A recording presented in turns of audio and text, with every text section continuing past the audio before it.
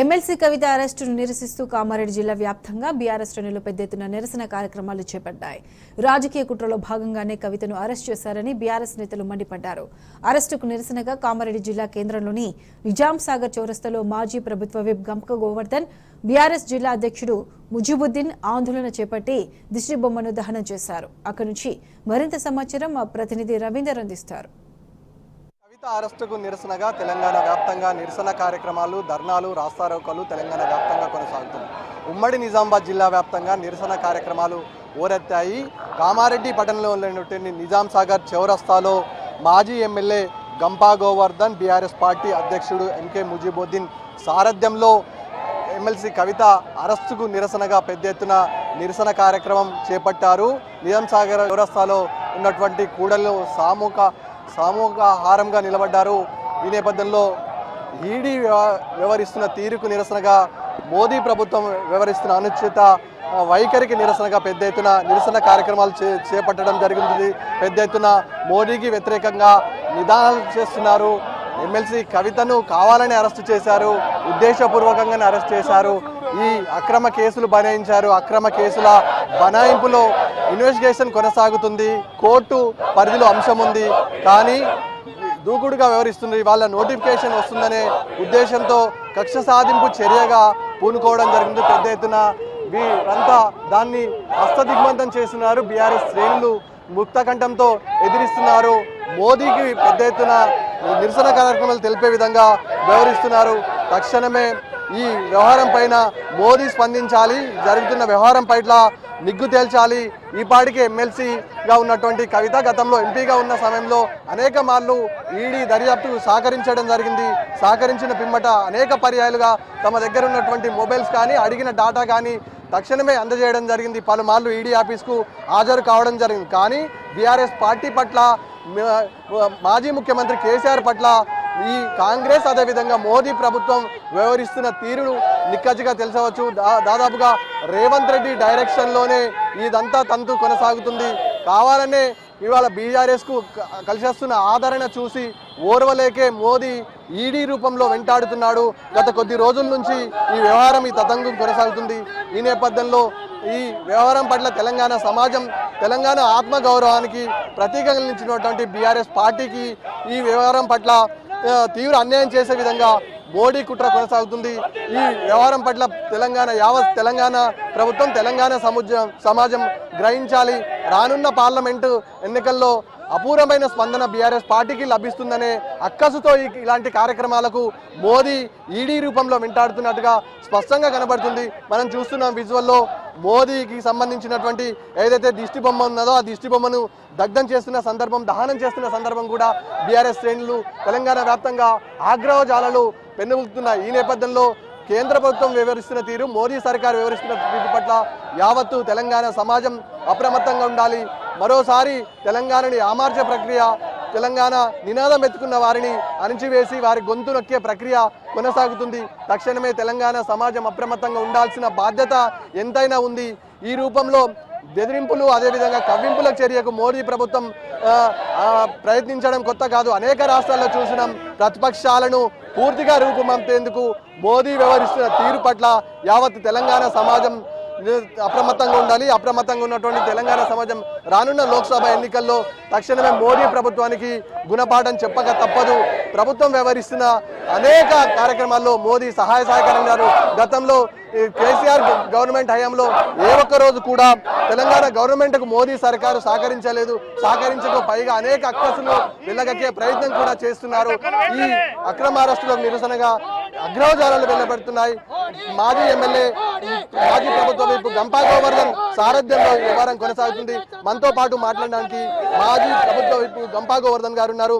Sir చెప్పండి, అరెస్టును ఏ విధంగా చూస్తారు? యావత్ సమాజం అంతా ఇవాళ ఒక్కతాటికి రావాల్సిన ఆవశ్యకత ఎంతైనా.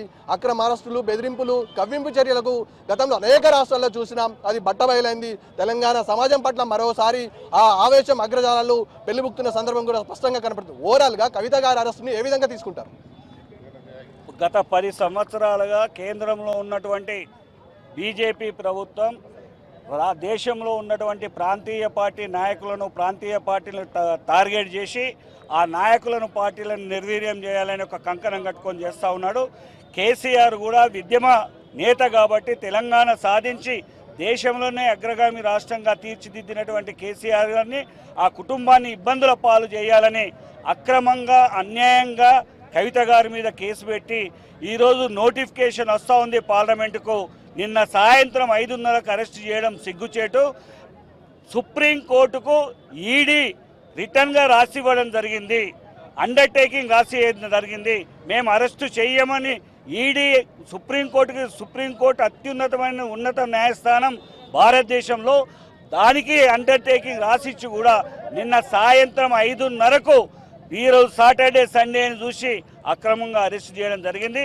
ఇలా కేజ్రీవాల్ కానీ కవితక్కను కానీ ఇంకా దేశంలో ఉన్నటువంటి ప్రాంతీయ పార్టీలన్నింటినీ నిర్వీర్యం చేసి ఆ కుటుంబాలను దెబ్బకొట్టడానికి ముఖ్యంగా మన తెలంగాణ రాష్ట్రంలో కేసీఆర్ గారి ఫ్యామిలీని, కేసీఆర్ గారి పార్టీని, కేసీఆర్ గారిని నిర్వీర్యం చేయాలి, ఒక బీజేపీ పార్టీ ఇక్కడ ఉండాలని ఒక దుష్టంకంతోని మోడీ కేసీఆర్ గారు ఇబ్బంది పడాలని చేస్తూ ఉన్నాడు. నేను ఒకటే డిమాండ్ చేస్తూ ఉన్నాను, కవితక్క గారిని వెంటనే బేషరతుగా విడుదల చేయాలి, అక్రమైన కేసులను ఎత్తివేయాలని ఈ సందర్భంగా డిమాండ్ చేస్తూ ఉన్నాం. ఇలా కామారెడ్డి కానీ రాష్ట్ర వ్యాప్తంగా పెద్ద ఎత్తున బీఆర్ఎస్ పార్టీ కార్యకర్తలు ఉద్యమిస్తూ ఉన్నారు. ఇది మొదటి విత్తనే, నీకు ఎంబడబడతాం మోడీ, ఈ రాష్ట్రంలో నీ పార్టీ ఉనికి లేకుండా చేసే బాధ్యత కేసీఆర్ గారి నాయకత్వంలో మేమందరం తీసుకుంటామని తెలియజేస్తా ఉన్నాం. అంశం కోర్టు పరిధిలో ఉంది. సుప్రీంకోర్టుకు చెప్పింది ఈడీ దాదాపుగా 19 తారీఖు వరకు మేము ఎలాంటి అరెస్టులు చూపబోము, అరెస్టుకు కవిత గారు సహకరిస్తున్నారని క్లియర్గా పేర్కొన్నది. దాదాపుగా ఇవాళ నోటిఫికేషన్ వస్తుంది, ఇప్పుడు అరెస్టుకు పర్వం కొనసాగుతుంది. ఓవరాల్గా చూస్తే బీఆర్ఎస్ పార్టీని ఏ విధంగా ఇబ్బంది పెట్టే ప్రక్రియ కొనసాగుతుంది? బీఆర్ఎస్ పార్టీ కేసీఆర్ గారిని టార్గెట్ చేస్తూనే స్పష్టంగా కనబడతా ఉన్నది. నిన్న కవిత గారు అరెస్టే దీనికి నిదర్శనం. మేము ఈ దాన్ని ఎదుర్కొంటా ఉన్నాం. కేసీఆర్ గారు ఆ రోజు ఒక్కడు బయలుదేరి తెలంగాణ రాష్ట్రాన్ని తీసుకురావడం జరిగింది.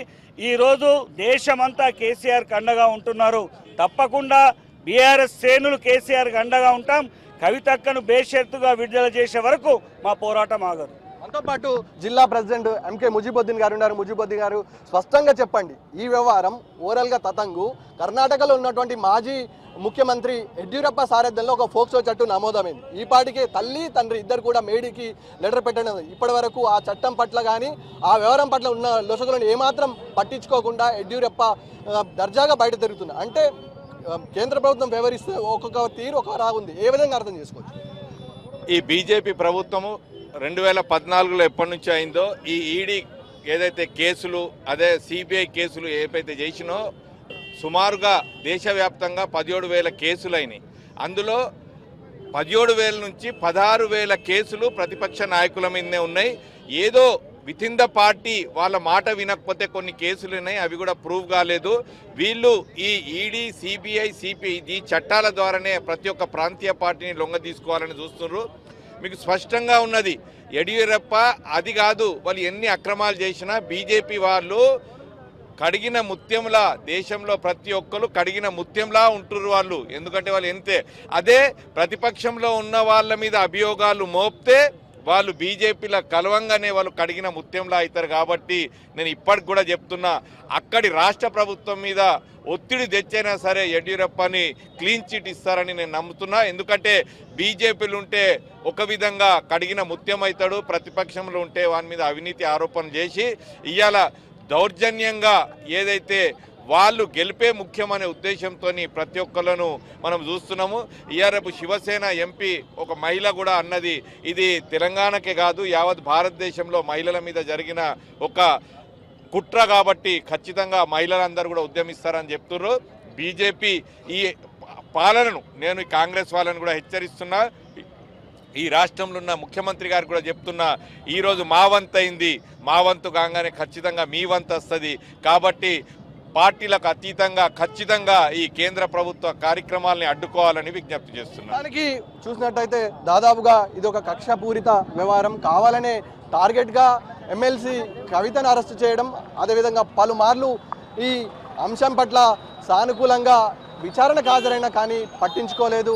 దాదాపుగా పార్లమెంటు నోటిఫికేషన్ ఇవాళ వస్తున్న నేపథ్యంలో అరెస్టు చేయడం ఇది రాజ్యాంగం విరుద్ధం. అదేవిధంగా ఆమె విచారణకు సహకరిస్తుంది. అనేక సార్లు ఈడీ ఆఫీస్కు వెళ్ళింది. తన దగ్గర ఉన్నటువంటి మొబైల్ ఫోన్స్ కూడా ఆమెకు సంబంధించిన స్వాధీనం చేసుకోవడం జరిగింది. అయినా ఈడీ ఇలాంటి కక్ష సాధింపు చర్య ఓన్లీ నరేంద్ర మోదీ డైరెక్షన్లో ఈడీ కొనసాగుతుంది.